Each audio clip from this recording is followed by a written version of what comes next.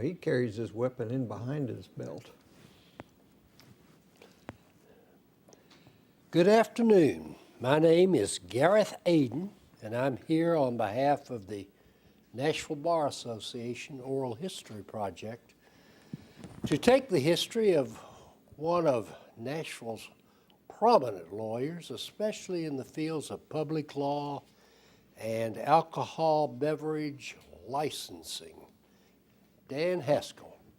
Dan, welcome. Thank you, Gareth. It was kind of you to ask me. Well, I don't know how prominent I am. I occasionally stick out. Well, every time that we go to the grocery store and see the wine there, we'll think There is about that. you. Dan, tell us, please, just to begin, when you were born and where. In March of 1950, I was born in Lawrence, Kansas, the home of the University of Kansas and the mighty Jayhawk basketball team. And your mom and dad, could you tell us a little bit about them and who they were? Both my parents are deceased now. My mother was from a small town named Lane, Kansas. It's about 75 miles south of Kansas City, about 50 miles into Kansas from Missouri, a town where her forebears settled before the Civil War, and where her great-great-great-grandfather was John Brown's best friend. Wow. My mother in World War II went to take training as a nurse after she graduated from high school, and met my father at a mixer. My father was in the Navy there.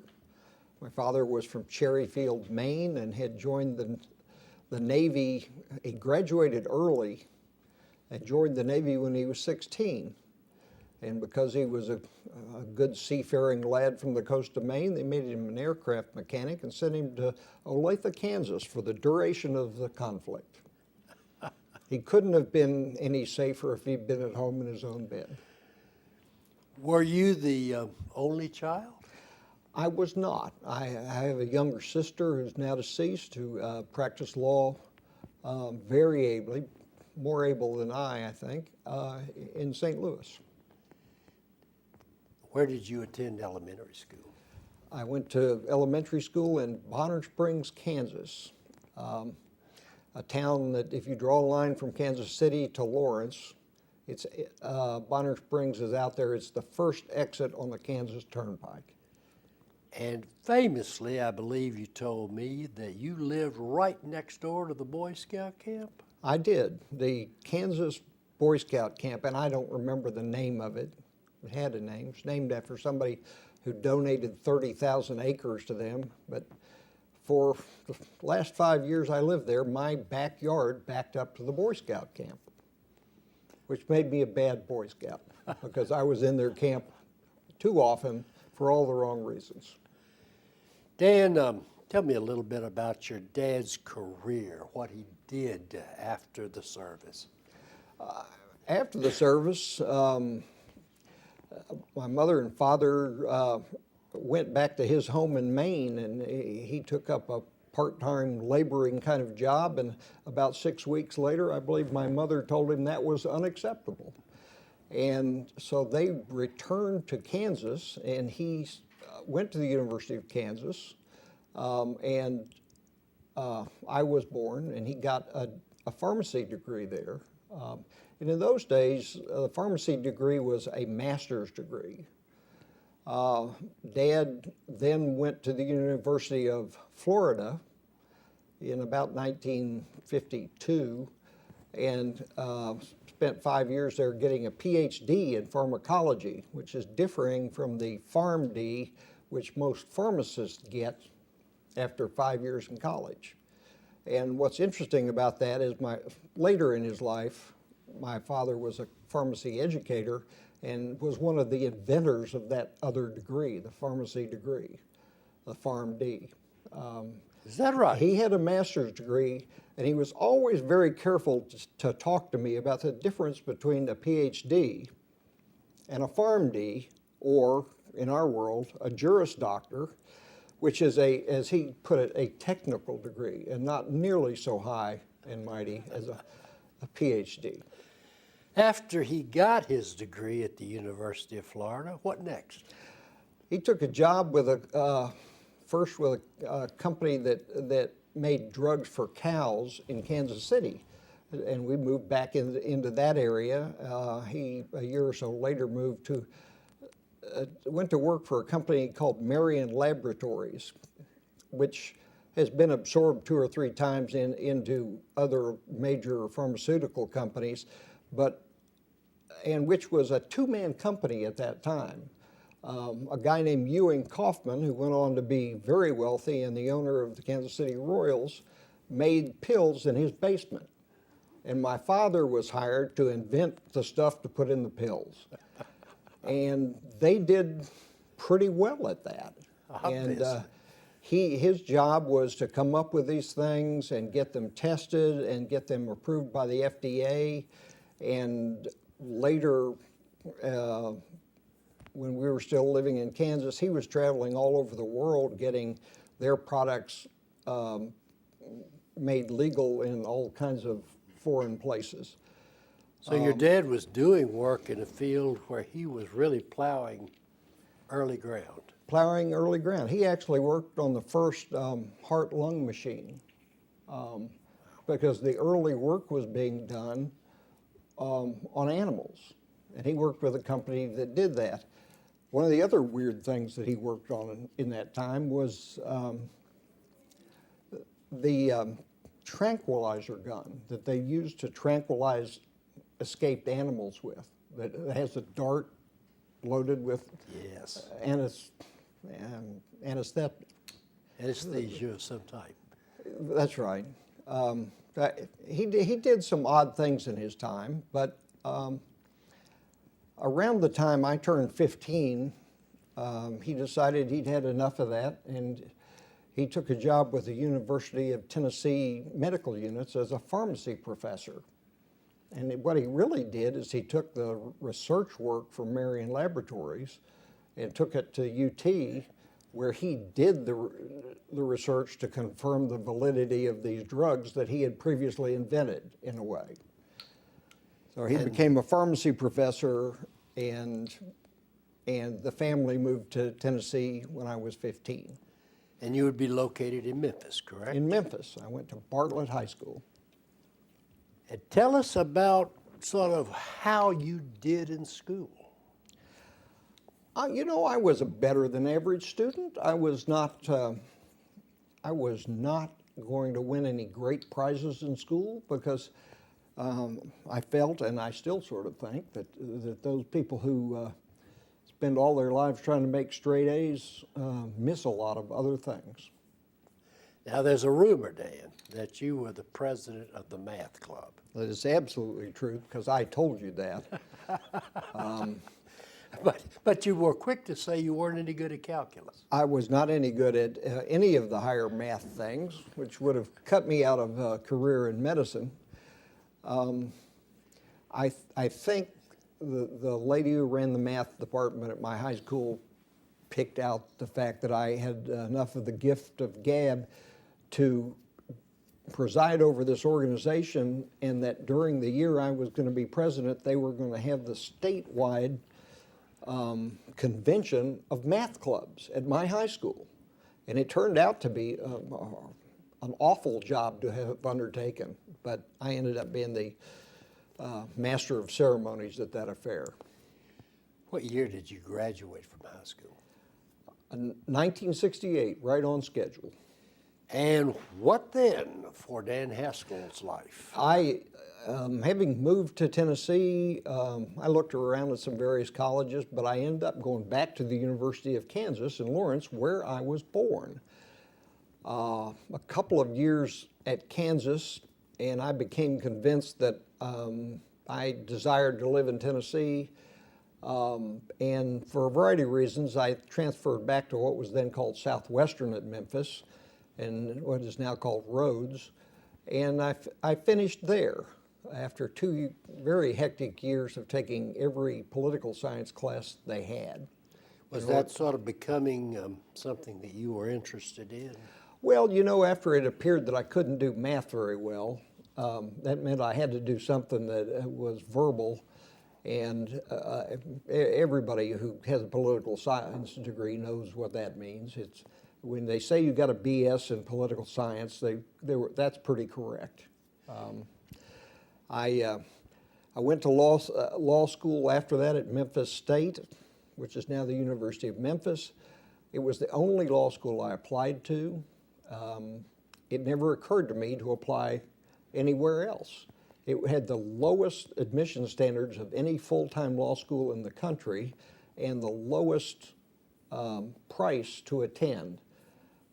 But I didn't know that either. It was the law school that I knew of, and the truth of the matter is, when I graduated from high school, I didn't know a lawyer. I just knew that I wasn't ready to get a job, and you couldn't get a job with a political science degree anyway.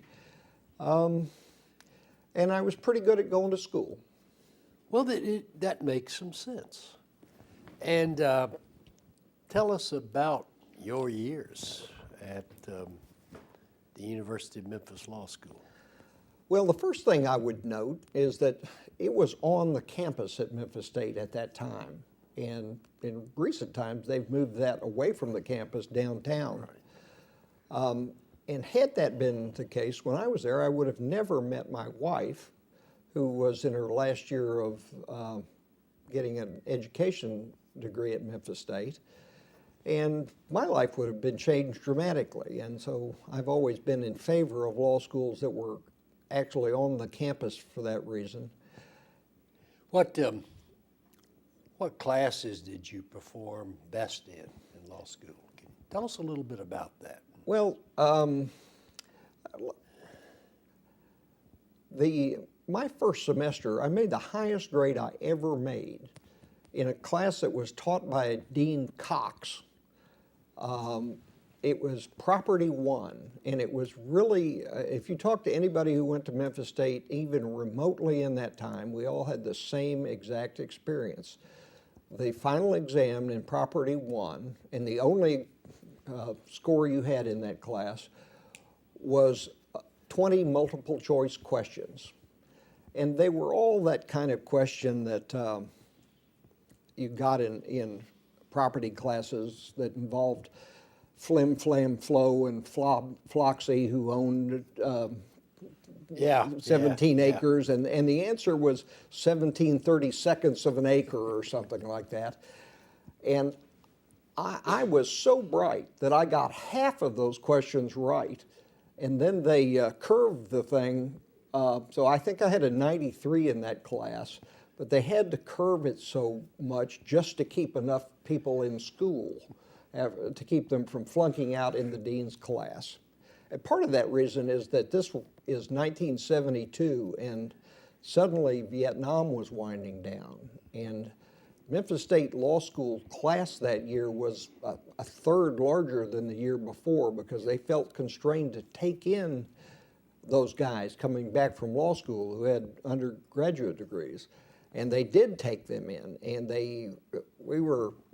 there was a series of years there where they had classes where you would have part of the class wouldn't be in the same room with the professor. And when you got called on, you had to run next door to be questioned. The other thing, I did well, oddly enough, in the UCC class, which was a contract class taught by a professor from the University of Oklahoma. And it was a very practical kind of course that appealed to my interest in why is that. It wasn't theoretic like con law would be. There were some guys in my class who made bad grades in contracts, but I did not. It made sense to me. So, at the time you were in law school from, I guess it would be 72 to 1975, did you work or did you just go to school? No, I took a job as a law clerk. A friend of mine who was a year ahead of me had clerked for this firm. And It was a remarkable experience. I worked there for a little more than 2 weeks. And when I decided to quit, that I just couldn't stand being there, I almost dropped out of law school because I thought that that's the way those people were. And it turned out later on that that firm had some varied from the norm quite a lot. And that I somehow got over that and finished my second year of law school and graduated from law school having never done any other legal work at all. Right. Were you and Debbie married yet? We married at spring break, my second year of law school. Okay. And Debbie was in education? She was graduated by then and was teaching at an elementary school in Memphis. Okay. So, now Dan Haskell has a wife and a law degree. And a license to practice whatever it was that I had learned to do. And of course, like everybody graduating from law school, I didn't know how to do anything useful. I actually started out working for a guy who was doing property transactions exclusively. And then, and everyone's forgotten this, in the fall of 1975, there was a small depression. And all of a sudden, no houses were being sold. So we went from doing a dozen closings a day, which required 2 lawyers, to doing 2 or 3 a week, which required 1 lawyer. So I was unemployed again. Was that in Memphis? That was in Memphis. Okay. And where did you go after that? I was presented with that Hobson's choice. I had an offer to go to work for a mortgage company in Memphis that would have gotten me a reasonable salary, and me and the wife could have lived on it. But instead, I had an opportunity to go to Dandridge, Tennessee, and open a law firm with a lawyer who my father-in-law knew from being in the insurance business. And this fellow had been an insurance defense lawyer for many years in Knoxville. And so I went up there, and he and I and another guy formed a law firm there and had an office out on the highway. And I did whatever came in the door. And they were the locals. They were the locals. It was a big thing in East Tennessee at that time to have your income taxes done by a lawyer. Right. So people would come in and bring me their short form and their W-2, and I would get my little calculator out and do their taxes and charge them $25 for that. Not a good model. I did a lot of younger people's divorces, which were troubling in that time. There was a chancellor up there, Chancellor Hendry, who had decided he didn't think people ought to get divorced, so every divorce in front of him for some number of years was taken under advisement, and so that no divorces were being granted. Oh, and so the chancellor's office over in Sevierville was full of all of these open files. And there were 2 weird things about that. I'm just playing this for the humor anyway. He wrote a book on chancery practice in Tennessee. It was a very short book, and he sent every lawyer in the district a copy of it. And we all thought, well, that's nice. And 2 weeks later, he sent us all a bill for it, because otherwise he couldn't have sold that thing. The next thing that happened with the chancellor is he up and died. And so they sent 2 or 3 people in there from other districts and granted every one of those divorces over about a 2-week period. You mentioned to me earlier that there was a right famous General Sessions judge there. Yes, sir. I practiced before the last non-lawyer General Sessions judge in the state, a fellow named Clifton, but known as Spider Webb. He had been the county executive for some number of years, and gotten himself elected General Sessions judge, and had a certain sort of native intelligence about him that was amusing. One of the first things I remember is I was in that court on a Friday morning, and I really don't remember why I was there, but the court had not begun, but Spider was there, and all the lawyers were kind of milling around, and a phone rang. And he reached in his robe and pulled this telephone out with the pigtail wire. And he said, yeah, okay, yeah, he's here. And he reached across the bench and said, it's for you. And I took it, and of course the wire came out of his coat. It was just a ringer kind of device, but that was spider web. He was, I saw him a number of times after I came to Nashville, because he came down here all the time during the legislature to check on his pension, because that was important to him. But that's the kind of thing I did up there. For how long did you stay? I was in there Dandridge? about a year. Okay. And then I realized that in a year I hadn't really made any money. Debbie and I didn't have any children, so it was kind of okay to not make any money. You could sort of get by on a little bit here and there at that time, but I knew that wasn't going to last, and I began to look for a position elsewhere. And where did you go? I discovered through the newspaper that the Comptroller of the Treasury of the state of Tennessee was advertising for a staff attorney. And I drove to Nashville and had an interview, and I was hired. And I went out and rented what they used to call a townhouse over in Hermitage, and moved my wife and dog and 2 cars to Nashville. And about 6 weeks later, our first child was born. So it was a good time to be employed. Indeed, indeed. And now the comptroller at that time was Bill Snodgrass, wasn't it? Mr. Snodgrass, who was, for the record, a University of Tennessee PhD in finance, and had come to that job in the 50s and held the job until sometime in the 90s, the longest of anybody's ever done that, and a person who is largely credited with Tennessee's fiscal stability, because he was a hard man with a nickel.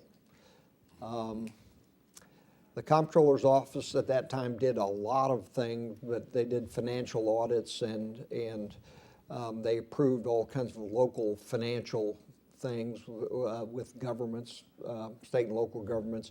It's interesting that over the rest of his career, and now he's passed away, in the largest state office building is the William R. Snodgrass Tower.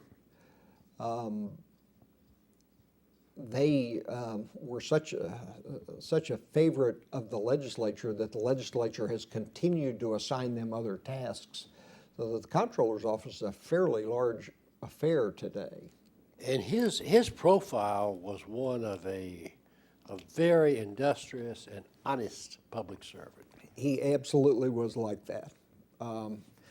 He wouldn't spend a nickel unless he had to spend a nickel. He had a peculiar sort of presence about that sort of thing. He sat on all of the state boards, and he was always in favor of the most conservative approach to everything under the sun. He saw to it that his agency increased in power and breadth during his time there, and his successors have continued on that route. But what's interesting is that before he was the comptroller, the role of the comptroller was to keep the state's books. And because I knew his predecessor was a lady from Nashville named Jean Bodfish, who actually sat in an office in the Capitol and wrote down numbers in big books. That's what the comptroller did before he came along and turned it into the role that it now has. Well, this takes me back a number of years, but I think at that time Tennessee had one of the best bond ratings of any state in Tennessee has had the highest bond rating of any state. It has slipped down one notch and then back up occasionally during times of financial downturn. But his approach and his presence still remains up there. There are people who worked for him who are still in that office, although most of them are retired by now. What did you do? Well, I was the staff attorney. They would ask me things when they were auditing some government. They would bring me the code that described their authority and asked if they, I would rule on whether what they were doing was in their within their authority. But I did some odd things, and one of those things was that then Governor Blanton settled down one day and fired a young lady named Mary Bers, who was chairman of the parole board. And there was a lot of uproar about that.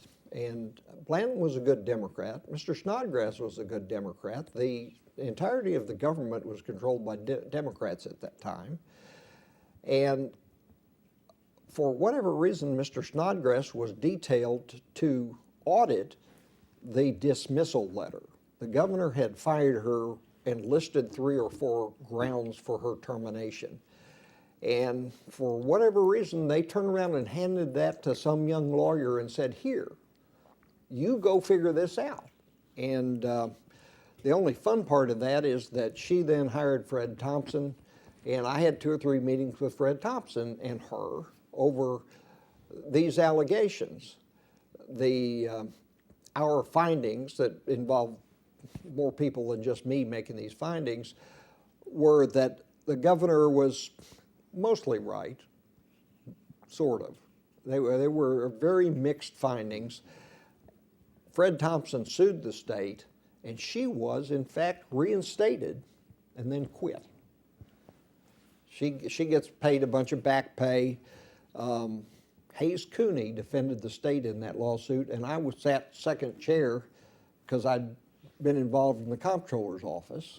And this sort of was the beginning of the whole controversy that Blanton got into with pardons and paroles. Yeah, well, there were kind of 2 different pieces of them, and one of them ended up having to do with me again because there was the pardon parole part, and then there was a question about selling liquor licenses. And Blanton ends up going to the federal penitentiary over selling liquor licenses, not over the pardons and parole parts. Governor Blanton's been dead a long time now, but he was somewhat over his head in operating the government for a guy he'd been a congressman, and his family had an asphalt paving company. And one of the weird things about that is their biggest client was the state of Tennessee. And when he became governor, because of the conflict of interest statutes, they couldn't work for the state anymore. And that paving company went out of business, and all of his relatives had to come work for the state. Dan, you began there working for the Comptroller in '76. When did you quit that job? In '79, I applied for and took a job as staff attorney for the State Department of Personnel. And I applied for that job because the new governor, Alexander, had appointed an assistant attorney general, a guy named Bill Koch, as the commissioner of that department. And I had known him in the attorney general's office. He was sort of famous for the length of his opinions.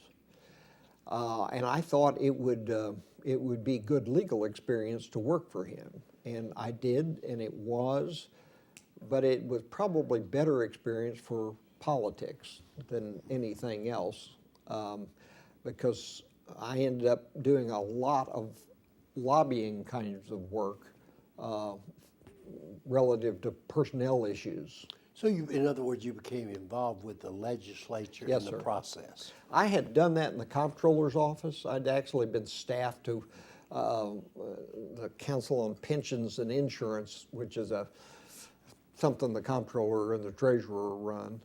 But at working for Koch, I ended up lobbying about stuff. And employees, and there were huge conflicts between the governor and the commissioner of personnel and the State Employees Association, which had done very well under Democratic governors and did not fare so well under a Republican governor. At that time, was Blanton still the governor, or No. Blanton left, I guess, in '78, and the famous book about the transfer of power 3 days early. I was just the staff attorney in the Comptroller's office that day, but after Alexander becomes governor, then Koch becomes commissioner of personnel, and part of that is because Koch was part of the team that was engaged on that fateful day when Lamar became governor 3 days early. There were 2 or 3 guys in the Attorney General's office who happened to be standing around with their mouths hanging open and got sent down there to decide whether that was legal or not, and he was one of them. That's still an event that almost everyone in Tennessee remembers. How long did you stay working in the Department of Personnel for Bill Koch? I was there for 2 years, and I left functionally because he left. He, there was a time there when Lamar's legal counsel left, and the seat was empty, and Koch was doing both jobs. And that was fine with me, but when he resigned as commissioner of personnel, and I was going to end up working for another commissioner of personnel who was not a lawyer, I lost interest and applied for the job as the assistant director of the Alcoholic Beverage Commission, a position which had just immediately previously been held by Patsy Cottrell, who later on becomes a Court of Appeals judge. And Bill Koch became a Supreme Court justice. And Bill Koch, everybody became a judge but me, and here I am all this time later. Well, we're coming to that. Just because I didn't have a bathrobe. So now you have formally entered the arena that deals with the licensing of alcoholic beverage sites. Yes, sir. And you know, the history at that time is that our immediate past governor is in the federal penitentiary for selling liquor licenses. And Patsy Cottrell had come in there with a new director of the ABC, a guy named Elian Davis, who was a retired FBI agent with a legal license. And I knew him, and he was a straight shooter. Well, we need to talk about, he was an absolutely straight shooter. He didn't believe anything unless he could put his hands on it. The one thing that was kind of odd about that is that later on, he was a huge fan of J. Edgar Hoover. And later on, when things didn't go so well for J. Edgar Hoover's history, he struggled with that a good bit. But he was so straight that he investigated me a couple of times when I was his assistant. What did you do? Well, there were 2 things that fell to me as the assistant director formally. One, I considered and granted liquor by the drink licenses, which during much of that time also included winery licenses. While I was there, the law was changed, and suddenly, for the first time since the Civil War, Tennessee had winery licenses. And so I was involved in that change in the law, and then dealing with the first 4 or 5 wineries in the state, which was sort of fascinating. It was sort of different. Nobody else knew anything about it. We had not ever had a winery in the state before. But we were also at a period when we've had liquor by the drink since 1969, I think. And here's an odd point. One of the early people who had worked towards liquor by the drink was B.B. Gullett, the founder of this law firm, in his representation of the Nashville Chamber of Commerce. And so that occurs in the 50s as they start pushing this thing. In 67, I think the law was changed to permit it. In 69, Nashville passes the referendum to permit it. And here we are, 12 years later in 81, I'm now reviewing applications and granting licenses for people to sell liquor in restaurants and hotels and private clubs and things of that nature. A task which I have never really gotten away from in a way. I was going to say, the rest is history. Tell us a little bit about interesting stories or things that happened in the 4 years from, I think, 81 to 85. Well, you were there at the ABC. I was there at the ABC for that period of time. Well, I don't know. There were interesting stories. I remember I had a revocation hearing. There was a lady in Clarksville who ran a place with a liquor license that featured scantily clad ladies. And we went to have this hearing, and I started to examine her. And in the first place is I asked her, I had subpoenaed a costume, and she brought it in a legal envelope, not the 11 by 14, but the 3 by 8 kind of thing. So it was a brief costume, but I reduced her to tears, and they just turned over it was the first time I ever had a problem with a witness who was so nervous about me asking her questions that we never really got anywhere with that. Did you approve any liquor licenses that we would know about or know the places here in Nashville that,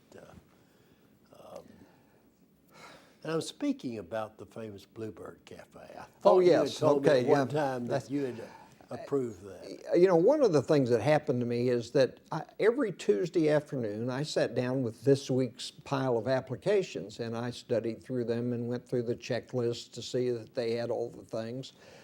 And after 6 or 8 months of doing that, I became kind of depressed by the fact that there were so many young people applying for licenses and getting licenses and then failing for lack of funding and for lack of experience in the industry. I didn't have either one either, but it bothered me. So one day I was reviewing this application, and there was a lady right out of Vanderbilt with no apparent experience in the food and beverage business, who proposed to have this little live music place out by Green Hills Mall. And I looked at that for a while, and I then called her and asked her if she'd come talk to me about it. And I had the temerity to have her come to my office and ask her all these questions about how she was ever going to get along doing this. It was the wrong kind of thing. She didn't know anything about it. She didn't seem to have financing available for that. And of course, it was fabulously successful. She ran it for, 30 years thereafter, and then sold it, I think, to Nashville Public Radio, where it's still fabulously successful. And I see her occasionally, and we laugh about that a little bit. You know, going back to this period in the 1980s, while you were at the ABC, there's a name that always comes back when you talk about alcohol, and that is the Golden Goose. Tom Hensley was... Did you ever deal with him? Of course I did. The other thing that I hadn't gotten to that I did is that Elian Davis didn't have any interest in politics at all. He was absolutely averse to it. So when it became apparent that they had to have somebody interact with the legislature, it was me. And I would come back and tell him what had happened, but I was working with Hensley, and Tom was probably in his middle 40s, or maybe close to 50 at that time. And he had developed this persona and then gotten this watch fob with a golden goose on it, and everybody thought he was a big deal. He had had some advantages. He had actually taken Tom Wiseman's job when Wiseman became the treasurer and subsequently ran for governor and was beaten by Ray Blanton in the primary. But Tom was actually went to work for Wiseman as sort of the bag man. In those days, it was legal to give gifts to legislators, and the liquor wholesalers were generous in that regard, and Tom's job was to supply their needs. You know, he had a little four-wheeler kind of deal, and he would take a case of this or that to their legislative offices, or take it and get their keys and put it in their trunk, or just about anything else that you needed. And He was a very golden goose. he was helpful to them in a way that was helpful to his clients. So I knew Tom probably at the height of his power. And there weren't many people in that business at that time. Right. Well, what eventually happened, Dan? You're gaining all of this knowledge about the law and the industry of retail liquor. What did you decide to do? Well, there what came a time when I realized that I had almost worked in the government for 9 years. And I realized I didn't want that to be my career. I wanted to do something else. And part of the reason I'd gone to the ABC is that I could learn, what I learned there was something you could sell in the rest of the world. Previous jobs I'd had in state government were not saleable in the real market. So sometime along in there, I had gotten to know a guy named Frank Wentworth, who was general counsel at what was then Opryland USA Inc., and later on became Gaylord. And I had talked to Frank about how, you know, he might need my services. And eventually he agreed that that was a good idea. And the first day of 1985, I went to work for Opryland USA Inc., which included the hotel and the theme park and some other things at that time. And I remained there until the end of 1997 when I came to Gullett, Sanford. I don't know where to start here. I guess we could begin with what you did at the beginning, that is, what your job was. Well, you know, at the beginning, I was in charge of government relations and whatever else Frank Wentworth gave me to do. And over time, I inherited people who, for whatever reason, didn't deal well with one of the other couple of lawyers who were out there. And I ended up providing general legal services to the whole company eventually. I mean, I take great pride in the fact that I have represented the Grand Ole Opry in some way or another from that day to this. Did you have a pass? No, I didn't need one. I just walked in the back door. For a lot of years, my office was in the Nashville Network building, which doesn't exist anymore, but it was across the back parking lot from the Opry House. Mm-hmm. And they would have daytime Opry performances.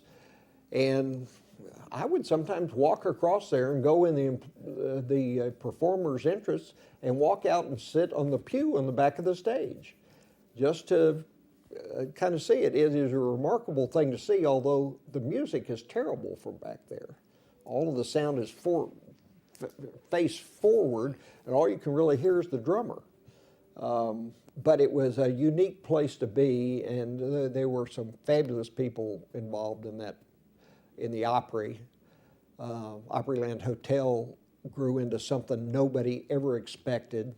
It was a 600-room essentially a roadway in kind of operation to begin with.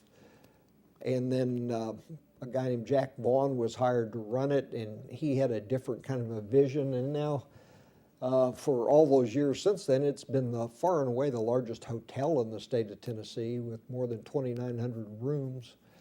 And I got along pretty well with Mr. Vaughn, and so I was his lawyer too. Was he the man that sort of had the concept of the pods that were these enormous and beautiful, differently themed? Well, you know, there were a bunch of people involved in that thing. Earl Swenson, a famous Nashville architect, gets a fair amount of credit for coming up with, let's do something different here. When you get to 600 rooms and all you've got is rooms and maybe a restaurant or two, when you go beyond that, you've got to have something else. There's got to be some other attraction. They had a theme park across the back fence, but there was always this peculiar competition between the theme park management and the hotel management for corporate development money. So they never wanted to admit the other one was even there. They both said their business came from completely different places. But they ignored the fact that a lot of guys went to conventions out there and brought the family, and the family drove around and went in the front there and spent the week at the theme park. And everybody in Nashville, whole generations of teenagers worked out there, met their girlfriends out there, and had all kinds of adventures, good and bad. And it was one of the more painful periods, right at the end of my time at Gaylord. There had been a series of committees appointed to try to figure out what to do with the park. The park had gotten to where it was profitable at a certain level, but it was not growing that profit, and they kept investing more money in new and fancier rides every year. And it was also a difficult operation, since most of their employees were teenagers who had all kinds of interesting issues. It was also seasonal, so it didn't drive money for the rest of the year. And there was a lot of discussion about building a water park out there and enclosing it. And now we've got a water park out there attached to the hotel. It's a bit ironic that they never built that because they couldn't figure out a way to really enclose it without putting it next to the hotel like they've done now. And when was the decision made to close the theme park? It was made in the fall of '97, but it was presaged by the retirement of Bud Wendell in about May of '97. Wendell had been the CEO out there, a fine person, a person who I admired sort of from afar. I always reported Frank Wentworth, who was a wonderful fellow and a great lawyer, but I admired Mr. Wendell's approach to life. He was a very good CEO. He was very conscious of what his people did and who he reported to, and he was a guy who would let some of his underlings entertain their dreams. He's the guy who said to Tom Griscom, yeah, I believe maybe you can make some money with a cable television network. And for 7 years, they lost money on the cable television network, and on the 8th year, they began to print money like it was going out of fashion. Because they reached a certain point, a number of subscribers was right, and then they end up selling it for, I don't know, $300 or $400 million. But Mr. Wendell was a guy who impressed me a lot, and I've tried to, keep my fingers in some of those ideas ever since then, but not very well. As your job developed, I think you sort of became the person that interfaced between the whole Opryland operation and government. Yeah, I was the government relations guy, so I was doing federal government. We had a federal PAC. I was doing state government. We had a state PAC, and I was doing metro things. For example, one day Mr. Wendell and I drove out to the governor's mansion and sat down for breakfast with Ned Ray McWhirter. to talk about the failings in Briley Parkway, the traffic that was growing at that hotel and the theme park. And we had a nice breakfast, and the two of them knew one another from bird hunting or something. But we came away with an agreement that the government was going to help us fix that. And it resulted in what's called an urban double diamond intersection. And it was the first one in the state of Tennessee, and it handles an enormous amount of traffic in a different way than the old cloverleafs did. But How about the interface with Metro? Did you do any work in that regard? there was a lot of that. An interesting story, and what you're probably driving at, is the fact that there came a time when we wanted to build another addition on the hotel. It would be called the Delta Addition, and would be the biggest part of the hotel. And the hotel and the corporation's senior management studied this for a pretty good while and got together a good proposal and called up the new mayor, a young fellow named Bredesen, and said, would you come out and meet with us about this? And he said, well, sure, I will. And so the company executive committee met with Bredesen. It was just an accident that my boss was out of town, and I was sent over there so there'd be a lawyer present. And Jack Vaughn made this presentation, lovely drawings and all that sort of thing about this great big addition, and then made the ask that they needed some help. They needed some tax relief. They needed some other things that had to do with roads and stuff like that. And Bredesen sat at the end of the table and took some notes on a legal pad all by himself. He didn't bring a driver. He didn't bring an assistant. There was no advisor present in the room.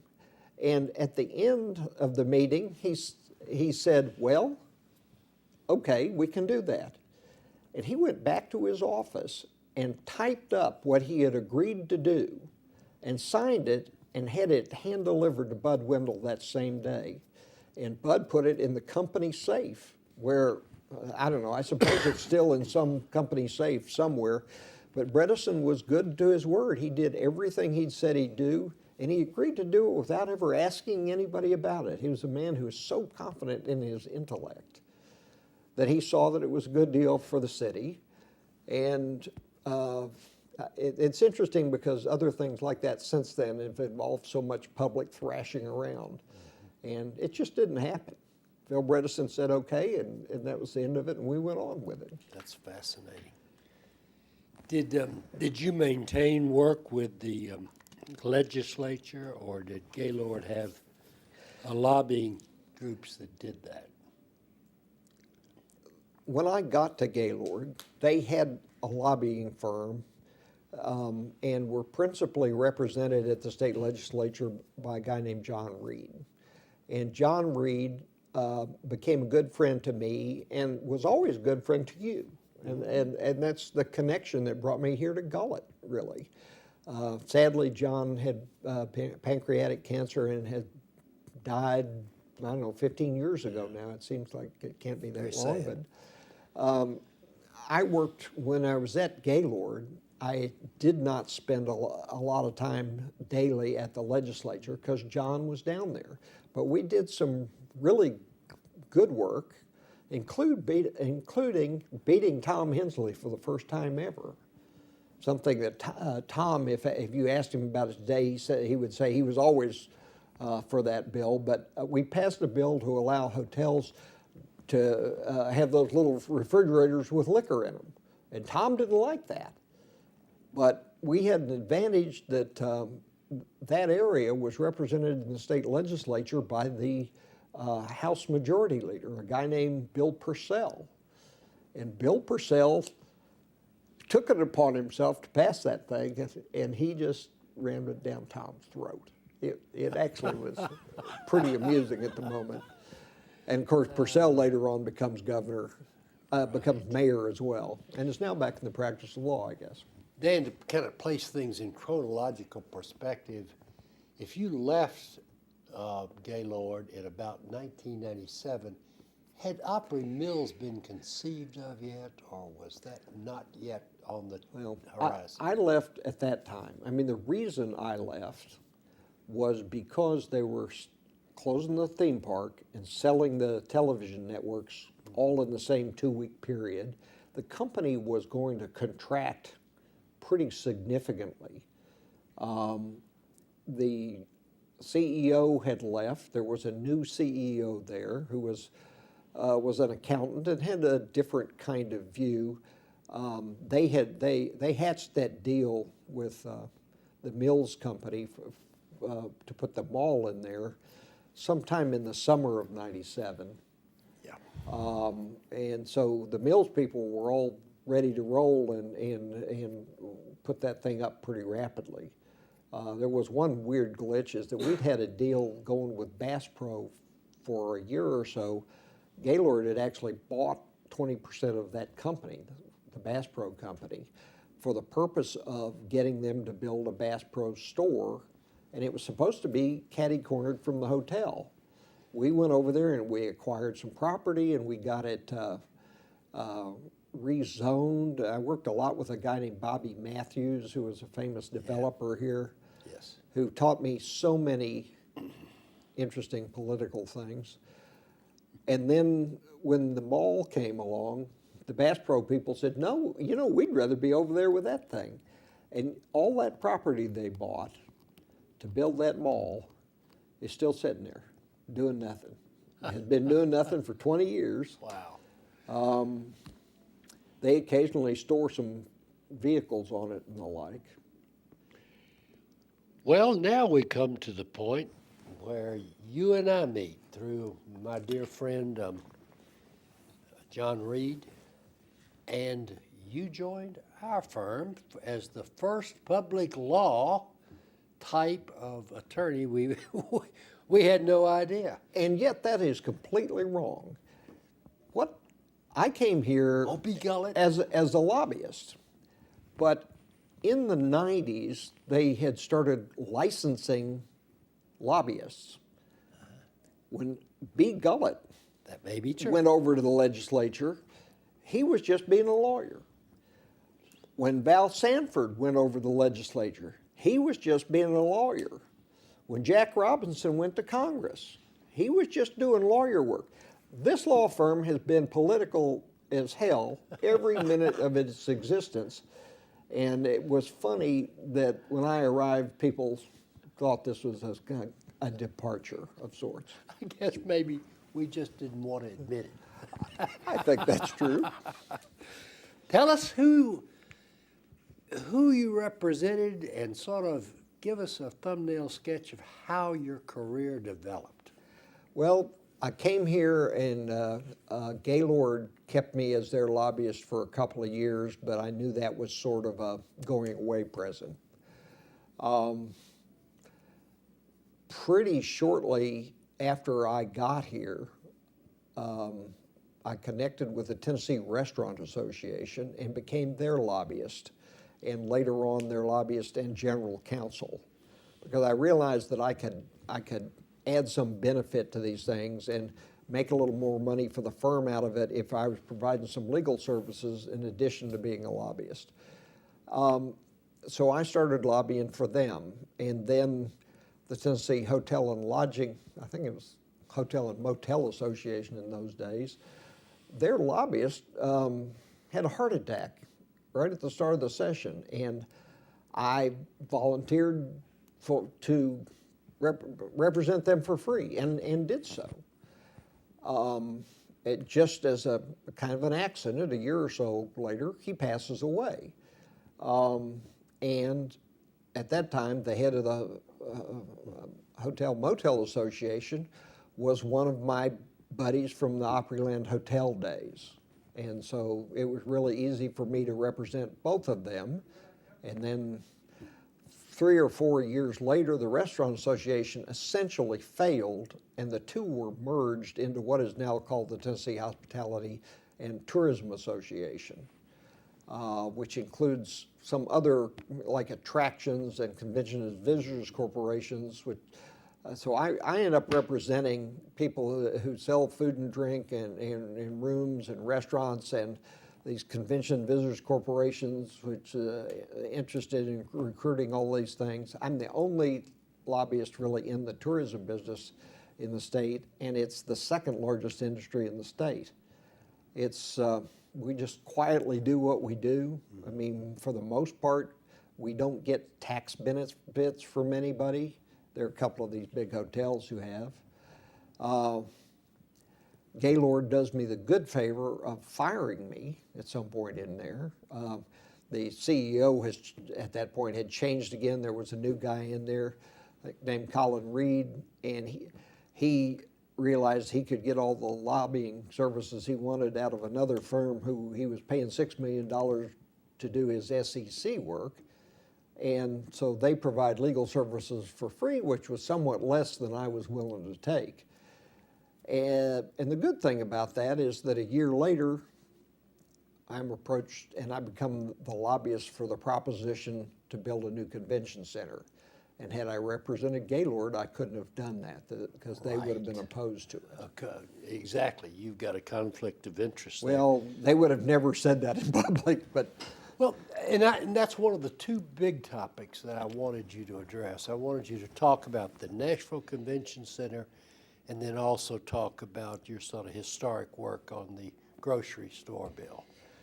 well, the convention center, the real brilliance in that is that there was this group formed, and it's the way Nashville has always worked, is that somebody realizes that we got a problem that must be fixed, and somebody forms some kind of a group that's kind of not in government, but kind of outside of government, may involve some people from government. At any rate, there was this committee, and it involved the Chamber of Commerce and the Convention Visitors Corporations, the president of Belmont. There were a lot of serious players sat around that table and said, okay, this is something we need to do. How do we do that? And they end up hiring me. We end up representing the convention center and the people who provide the food and beverage in the convention center, who actually do, the food over there is very good. That process took 3 or 4 years of getting everything lined up. We passed state legislation, which involved a couple of bills sponsored by Thelma Harper and Mrs. Pruitt in the House, which, if you were a lobbyist, you realize that made that a peculiar sort of a challenge. Then we had to go pass similar legislation at the Metro Council, which really neither place was a huge problem because we had the numbers right. And the thing that nobody will ever remember quite is this. They start building that thing in 07 or 08, right as we begin to have what? Oh boy. The Big Depression. Yeah. Nashville doesn't suffer from the Depression like anybody else does because we are spending $650 million on a huge construction project right in the middle of town. So we've got a lot of people working, huge amount of sales tax on materials and all that sort of stuff going on. And the place opens, and it's oddly enough, it opens and the Depression is over. And so Nashville rode that out. We got a new mayor, Carl Dean, who was very much in favor of building that. I mean, he ran. The first thing he said, the first day I am in office, we will start working on doing this. And Yep. so a lot of people came together to make that happen. The wine thing is a little bit more Machiavellian. I had known the people in the grocery store association and in the state retail association, and they were just guys I was friendly with. And one day they invited me to lunch and they said, would you be willing to represent us in trying to get wine and grocery stores here? And I said, well, is that likely to happen?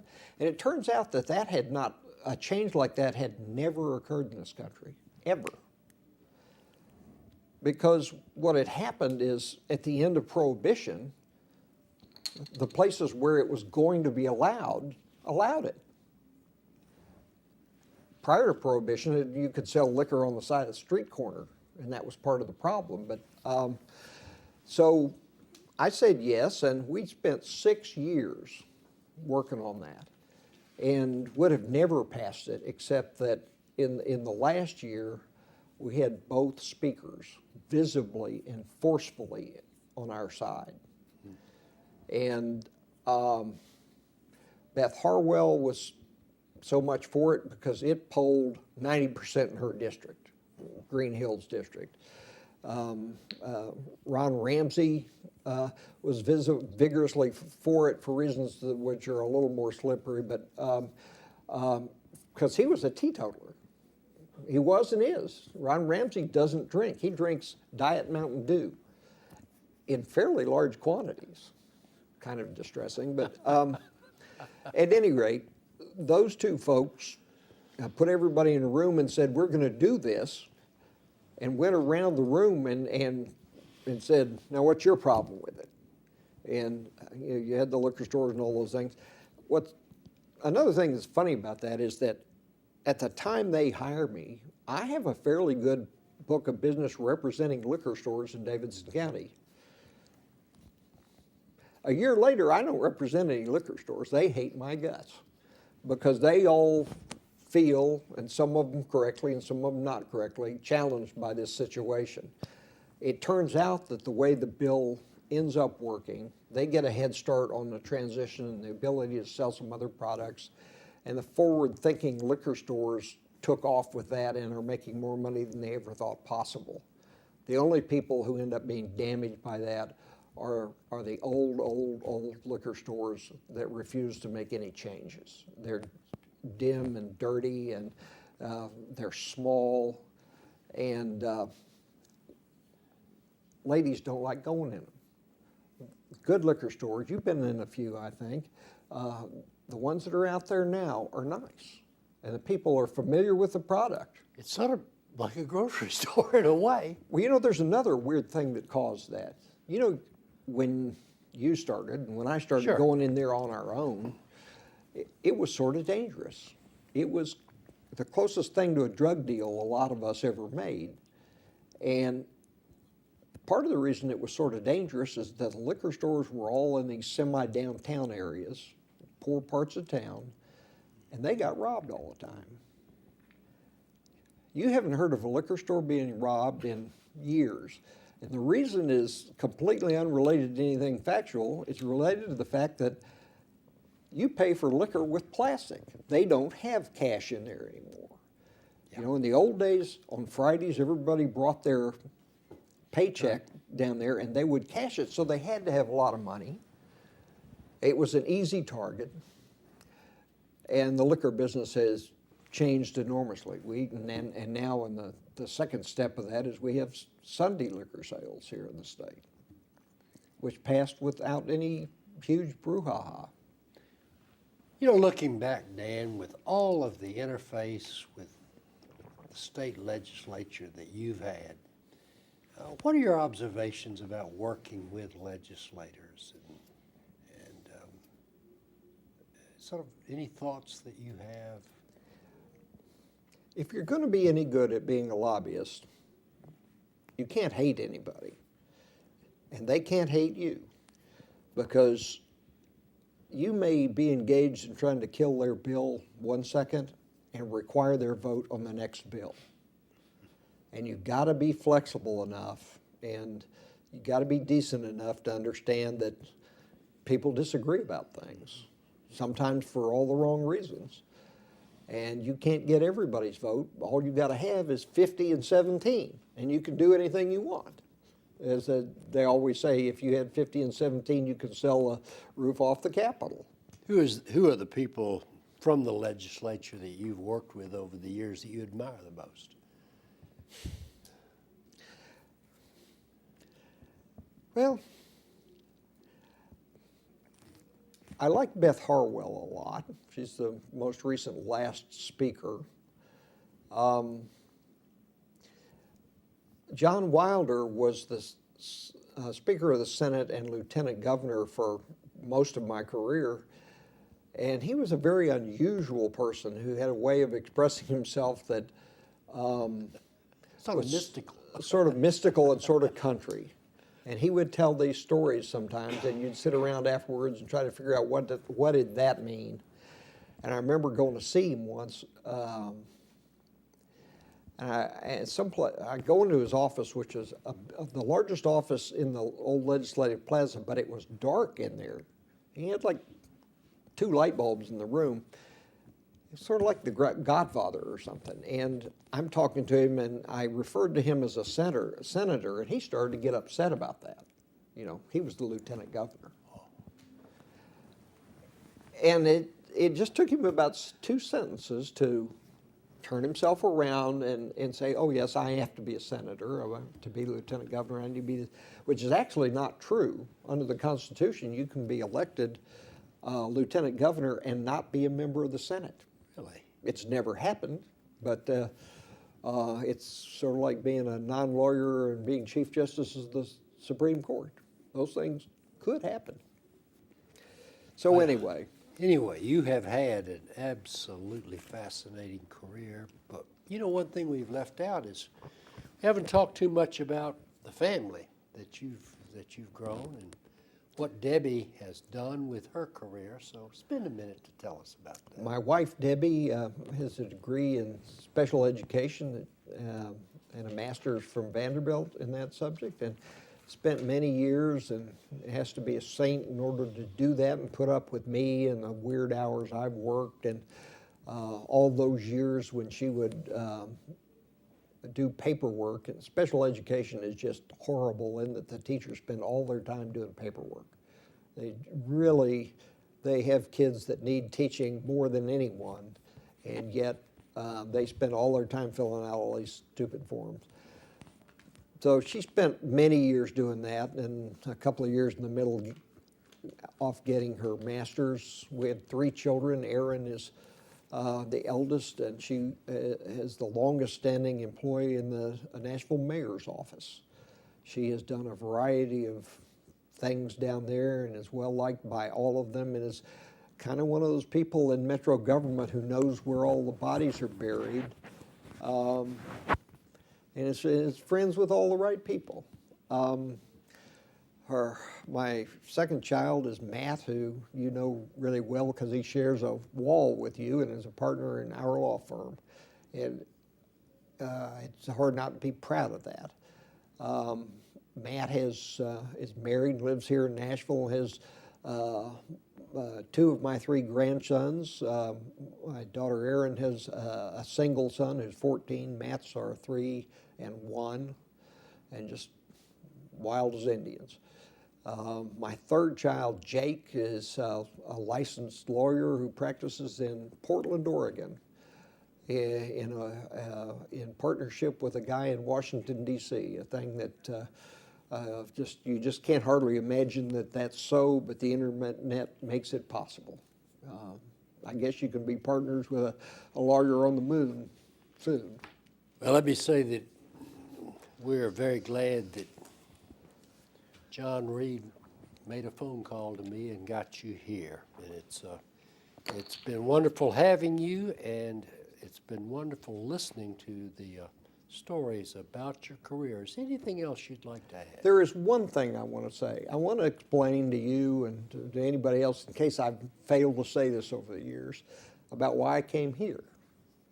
Another law firm had made me an offer, and I was in the throes of deciding what to do about that. I mean, I was a middle-aged guy with kids in college at the time I came here, so it didn't serve my purpose to sit around and not get paid. Matt was in his first year at Swanee, and you know what the cost of that would have been. So I came downtown one night and went to the other law firm and walked around 6 o'clock.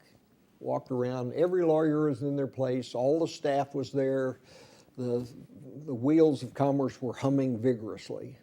And I left there and walked over to the old Met Fed building and pushed the button and went up there, and the doors were closed and the lights were turned off. There was nobody home at Gullett Sanford. And I realized that this firm cared about more things than just work. And that's why I came here. Well, it was a good decision for both of us. That sounds like a good note to finish on. Thank you so much. You're welcome. Thank you for asking me.